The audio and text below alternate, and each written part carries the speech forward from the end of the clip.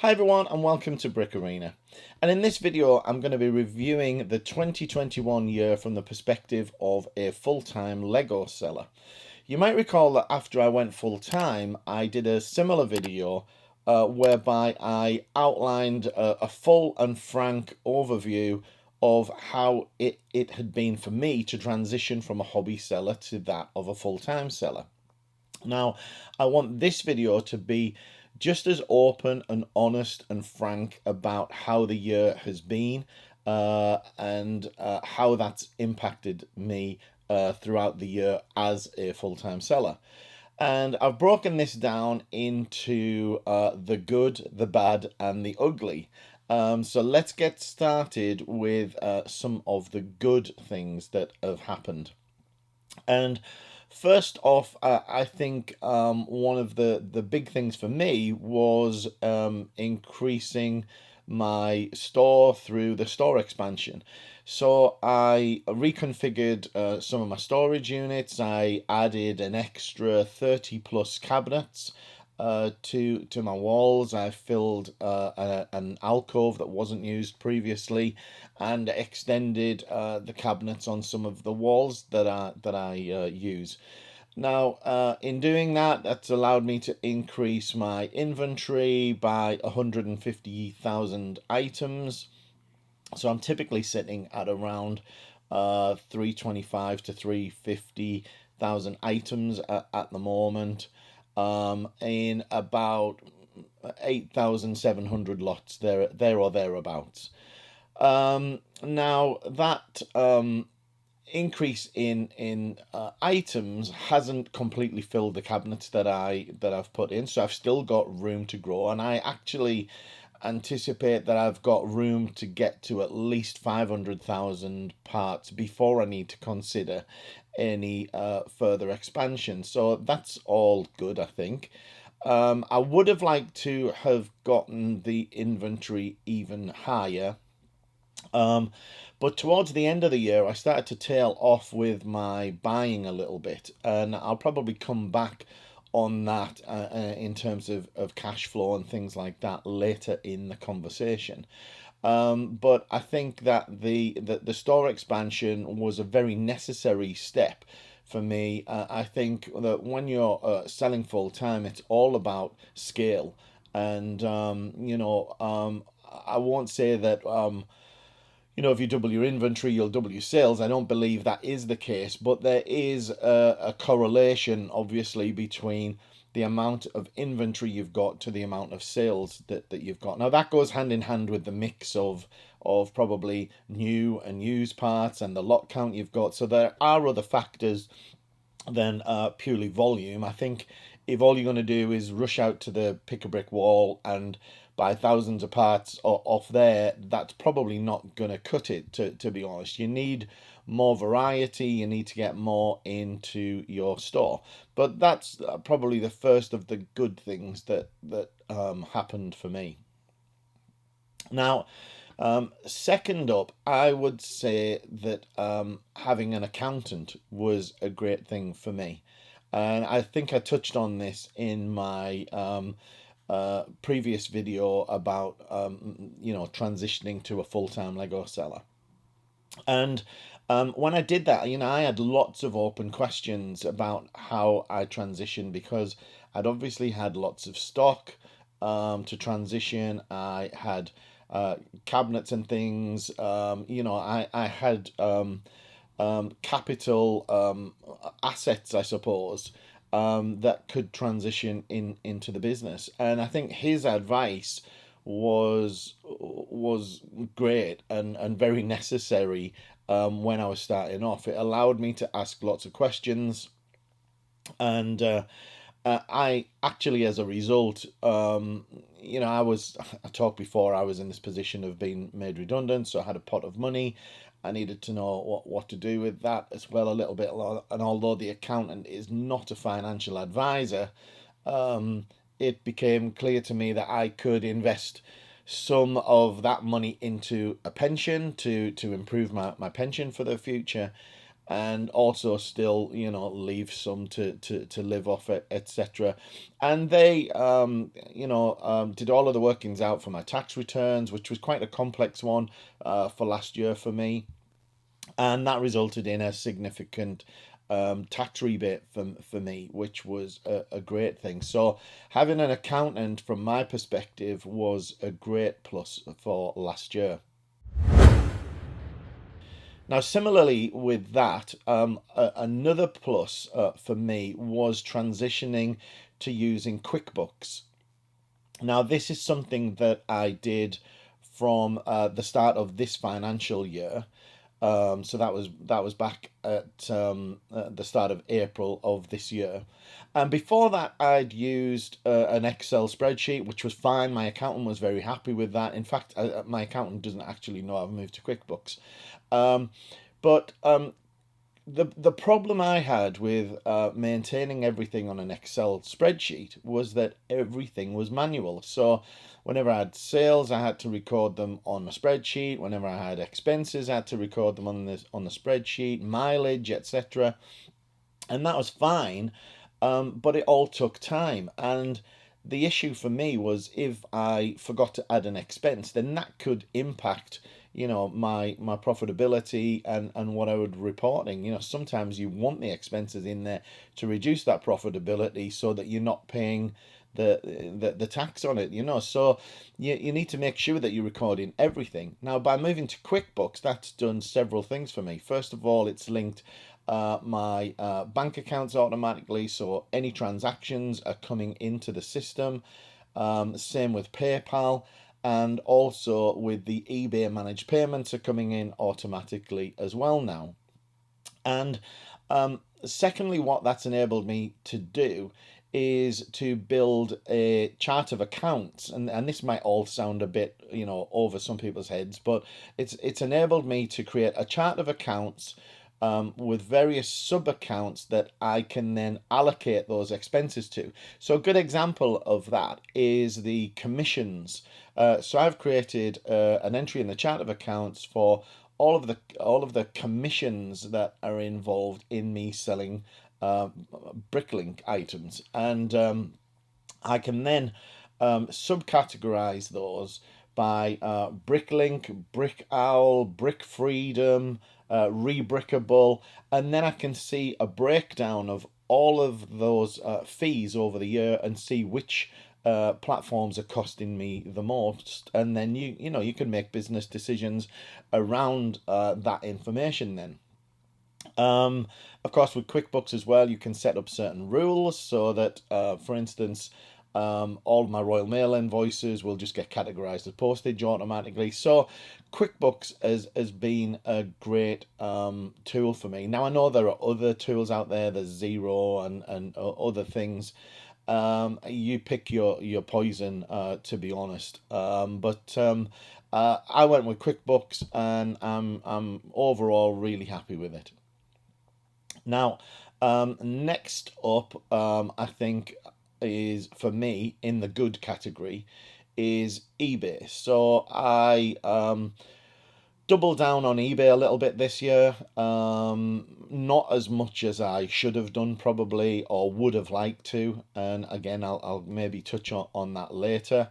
But previously, I was selling on eBay really as a kind of a private individual before transitioning to the business. And at that point, because I'd been selling for some time, I'd get 100 free listings every month, which was great, and I'd use them. But the problem was, I wanted to grow that volume of listings in eBay, and you can't do that, at least from a free perspective, when running a business. And in fact, when you're running a business, you really need to declare that it is a business and that you're running it for profit, really. So what I did is I subscribed to the base level shop, which gave me the ability to have 250 listings a month, as well as 50 auction listings. And I've found that to be good value, really. I mean, yes, it's costing me £30 a month or more, but you know, it's not the end of the world, and that's enabled me to increase the number of listings that I've got. And the more listings you've got on eBay, then the more sales you're likely to receive. And I am in the position now where I've got about 350 listings. I'd like to get that up further. Now, of course, some of those listings are costing me 12p a listing as well, because once I get over the 250, then you have to pay a listing fee. And when you've got the base tier subscription, it's 12p per listing. But I think that focus on eBay this year was a good thing for me. Now, the next thing I would say have gone well is really what I'm doing now is the vlogs. Now, this isn't a vlog. This is more of a talking head video on a specific topic. But the vlogs had gone really well, and it's as many of you may know, I'd been on YouTube for quite a while, but my focus had always been around Lego haul videos, where I'd buy quite significant amounts of Lego, mostly from a hobby perspective as well as a hobby bricklink seller. So I was both collecting and selling, and I'd buy lots and lots of Lego. And then I'd show people the Lego that I'd got, I'd show them the deals I got, and that was the main focus. Now, when I moved to selling Lego full time, I wasn't really able to buy that amount of Lego. And I struggled a little bit for a while as to what people would want to see, on the channel. So I let it sort of fall away, and I really didn't put any content out there for a long time. And then I watched other people in the community and saw that the vlogging style seemed to be something that people were interested in, and people were asking me for more content. And I just thought I'd give it a go. And the vlogs have been really well received. People seem to get value out of them in seeing how other sellers are working, pick up tips here and there about, different processes, different, ideas maybe. And so the vlogs have gone really well. And they've increased my watch time significantly, they've increased my subscriber count, and they've increased, quite frankly, the little bit of income that you do get from those YouTube videos, which is fairly small, but it's all a little another little slice of the pie, shall we say. Now, next up, for the good, I would say, are the system improvements that I've made, where I've introduced, for instance, an upload log. So I'm now tracking the parts that I'm adding to the store. So every time I do a part out, or every time I add an upload of used parts, then I track that in a log. It's very simple. I just say, how many items I'm uploading, how many lots, what the inventory was, and the lot count was before I did that upload, so I can see the difference, and also the value of that upload. Now, I just think that that's good information to keep, and information that might be interesting and useful down the line. Beyond that, it doesn't give me any significant benefit, but it's nice to look back and say that over a month I've added X £1,000 worth of items to the store. So it's good, useful information to have. Now, I'd say the second area that I've got with processes is adding in some automation. And I work on a Mac, and I've got some very Mac specific tools and workflows, so they're not suitable for everybody, which is why I haven't really done any kind of deep dive one-on-one step by step process flows to show you how I'm doing these things. But an example that I've touched on in one of the vlogs was the ability to now create a bricklink file for parting out a new set. So all I have to do is input into a system a set number and the quantity that I'm parting out, and it will automatically create a brick store file for me and it will break down the inventory, it will consolidate the items in there, it will pull in the prices, and it will pull in my location from my inventory into the remarks column and save the file, all within, a minute or two. So that, although it probably doesn't sound a lot, um, those steps all add up over time, and the more that I'm parting out, then the more useful it is. So that's just one example. And then I've got lots of other little automations to help me get part out values quickly, to see inventories, to look up things. So that's been really, really useful. The other thing that I've never really touched on much in the past is kind of networking, I suppose, is being in touch with other sellers, whether that be on forums or in person. And I'm quite fortunate that I've got a good relationship with another seller, and we regularly touch base, and just bump heads together really about our thoughts on the businesses, and ideas for the future, etc. So I think networking with other people is a great idea, and that's been very good for me. There are Bricklink seller forums out there, etc. So it's always good to mix with individuals and hear what's going on in the community. Now, another couple of things that have been good for me is taking the time to redesign my website. And I was quite ashamed, to be honest, of the previous website I had. And sometimes, especially now in my business, you'd have to put down on certain forms your web address. And I was terrified that these people would go to the website and see that it was pretty poor. So I've done an initial sort of redesign, which has made it look a lot better.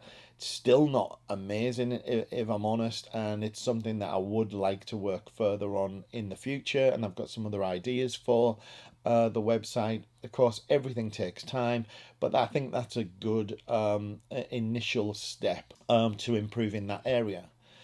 Now, next up is the centralized database that I've created. So, one of the problems that I've always struggled with is selling on multiple platforms and being able to pull all of that information together, so that I can see what the total sales are across all platforms, total revenue, etc.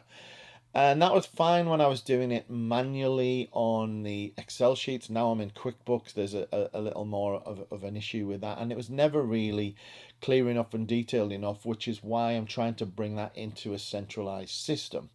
Now, I'm also doing some other things in that system. So I've added my upload log to that system.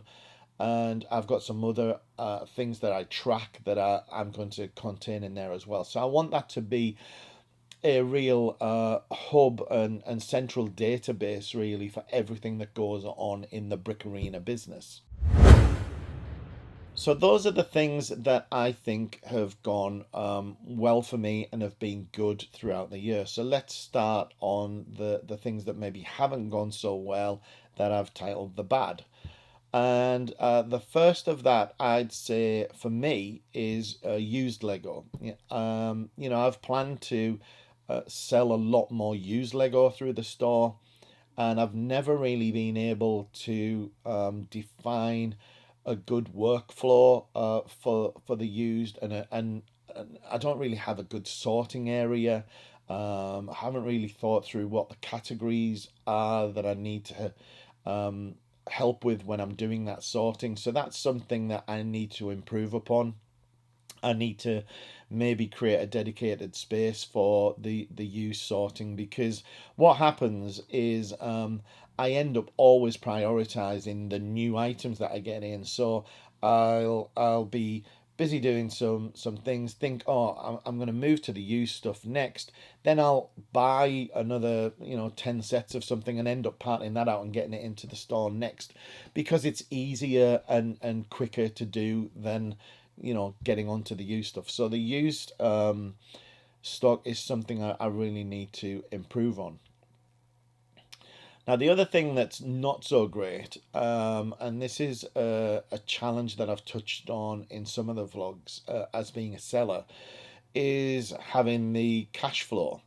And the problem is that you know, as a full-time seller, you need to pay yourself so you can live each month.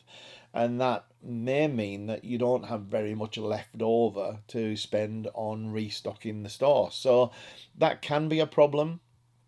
Now, one of the things I've done personally is I made a decision at the start that I didn't want to put money into credit cards to be buying stock, and you know, I just had a concern that I didn't want that to get out of hand. And I've also never borrowed any capital for the store from anywhere. From, you know, you get these offers from PayPal, etc., where you can get working capital. And I've also not invested any personal savings into it. So what I've done is made the business really self-sufficient so that I only spend what I'm earning from the business each month. So your model may vary. You might want to borrow money. You might want to put money on a credit card.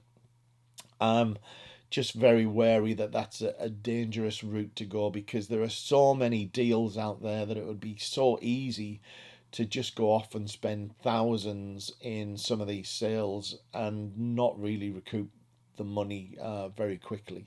So something to be careful of. Now, the next thing for me that was a bad thing was me not really setting any clear goals and targets for the year.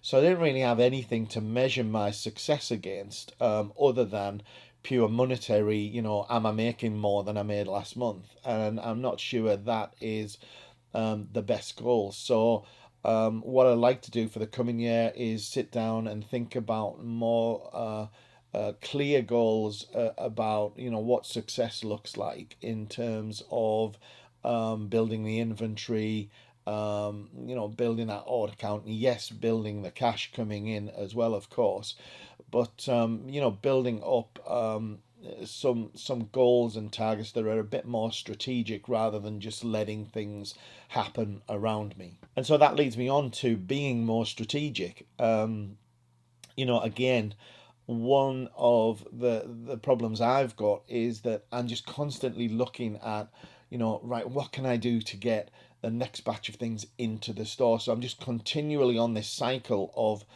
parting out, upload, fulfilling orders, of course, in between all of that. And I'm not really giving myself enough space to think about what I should be doing for the business, you know, to think that little bit more strategically. And that's something that I want to do for the new year. I think another area for me, which goes along this theme of, you know, just letting things happen as they go, is that I'd like to do more scheduling. And what I mean by that is I have in my mind that what I want is a schedule of activity for the week, so that you know, it may not be as strict as this, but let's say, you know, Mondays is all largely fulfilling orders because the weekends are so busy. Mondays are always a big shipping day.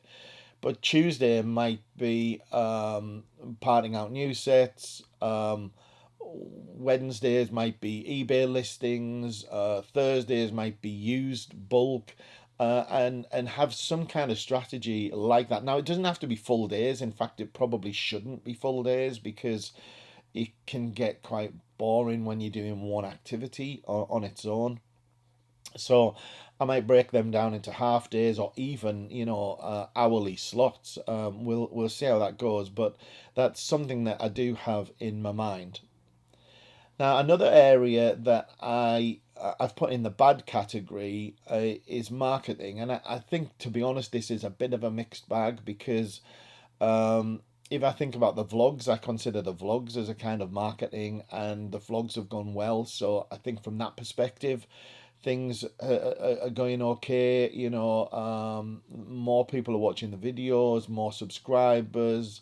Some of those people are actually placing orders. They're not they're not all just other sellers watching. So you do reap some small element of benefit and get some marketing from that.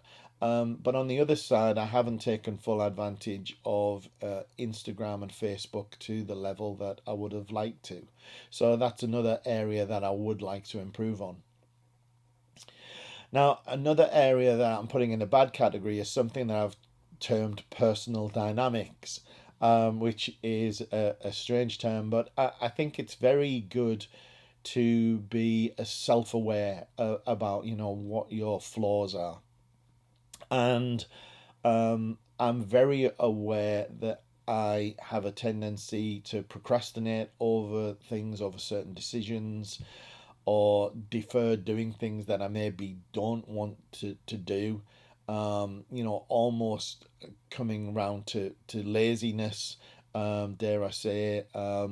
Not that I find it hard to sort of make sure I'm up early and putting my full hours in, but there are things that I just again put off, or I'm a bit lazy about, and I could improve that. Now some of that comes down to personal health. I think making sure that you're getting the right amount of sleep, that you're eating well, and that's where I'm failing. I need to exercise better, eat better, get more sleep, try and get more energy to put into to the work, and that would improve things for me. So that's one thing I've put in there. Another element of this is burnout, because one issue of running a business on your own, even if it's one you enjoy like this, is spending too much time in the business, thinking about the business, and you can get a little bit jaded and burnt out from it. So you need time away from it.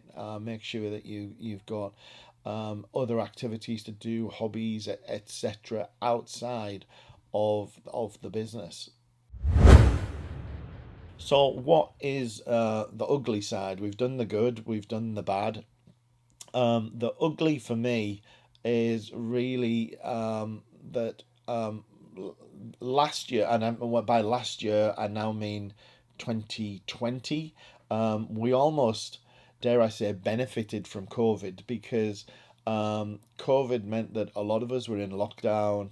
A lot of hobbyists were in lockdown, a lot of AFOLs, they wanted something to do. So that meant they were spending more money, that they maybe weren't going on holiday, and spending that money on Lego in a lot of cases. So our sales were booming through 2020, and into 2021 even. They were booming. But this year hasn't seen that bear fruit. That people through this year, for whatever reasons, have been unable to place those orders. At least that's what I'm feeling. So they've been unable to spend that money and place those orders. Now I've got a chart that I'm going to put up on the screen here that's going to show the difference in my sales from last year, 2020 into 21, through 2021 into 22, if that makes sense. Now, I'm not going to show figures as such, but this is a bar chart that will show you the difference proportionally in last year to this. And what you'll see is the blue being the previous year, and the orange being the current year, so to speak. And I'm looking in financial years, which might add another complication. But you'll see that the previous year was good into kind of March of 2021, and then things just started to tail off. And there were pretty sales through 2021 were pretty flat, really, and far below where they'd been in 2020. And they didn't really start to pick up until sort of November time, and even then November was nothing like it was in the prior year. So the ugly for me was this poor sales for last year, being 2021 from April onwards. So let's hope that 2022 is a much better year for us all. So, in summary, how has the year gone for me? Well, there's no doubt that I continue to enjoy doing what I'm doing. I mean, not having to work for the man is great. You know, you get up on a morning, you're your own boss. There's nobody else to answer to, and you know, you're working with Legos, an enjoyable commodity. Um, but having said that, you know, you're here to earn money. And just to remind you, you know, my circumstances are quite different to a lot of other people's. I'm a little further on in life, maybe. I'm close to my pensionable age. I can take my pensions when I'm ready to take them. I was lucky or unlucky to be made redundant. Now, that redundancy gave me the spur to go full time. It also gave me the security by giving me a pot of money that I could have in the bank behind me. And I've had to utilize that money throughout the entire 2021 period, really, to supplement what I'm making from the Lego. What I'm making from the Lego just isn't enough for me, at least, with the standard of living that I built up to maintain that, at least in most of the months. And I one of the things I kind of promised myself when I started this Lego full time Lego journey was that I didn't really want those living standards to drop significantly. You know, I still want a nice car. I still want to be able to go on nice holidays when I want to do that. And so I'm just having to mostly top up that income each month. Now, hopefully, I'll get to the point where that's not the case, where I'll have to, or I'll just run out of that money and then I'll have to start drawing the pensions. But we'll see how that goes. Now, the situation is going to be different for everybody, of course, as I've said in my previous video. Not everyone's going to have that pot of money behind them, etc. But then not everyone's going to have the same lifestyle and needs in terms of what they want for the mortgage, etc. Um, but you know, do I still think that selling full time is a viable option?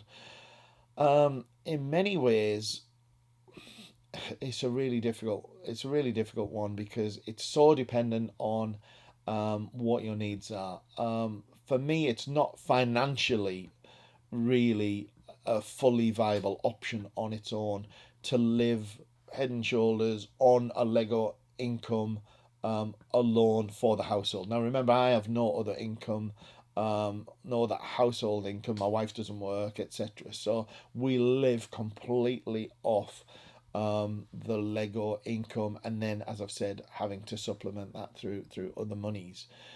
So if you were totally dependent on this, I just don't think it's, you know, financially viable. Not immediately. It would take quite some time to build that. Now, there might be the odd individual out there that can do that is you know, able to really grow the big business significantly and draw in the sales.